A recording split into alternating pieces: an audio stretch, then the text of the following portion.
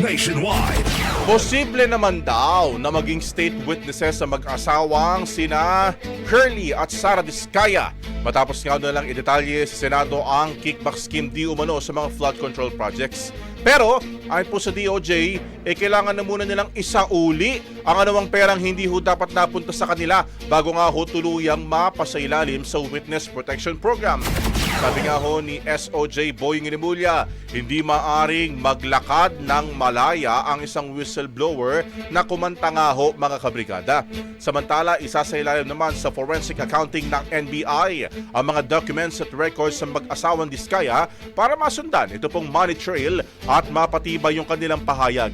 Anya, sa oras po na irekomenda ng Senate Blue Ribbon Committee na isama na ho sa listahan ng ill-gotten wealth cases ang mga mambabatas na tinukoy ng mag-asawa, kikilos daw ho agad ng DOJ para i-verify at palakasin ang posibleng kaso laban sa kanila. Brigada Balita Nationwide. Ang bahaging ito ay hatid sa atin ng Yummy-Vit ES3 Syrup. Simulang tuparin ang pangarap ng iyong anak. And stunting now!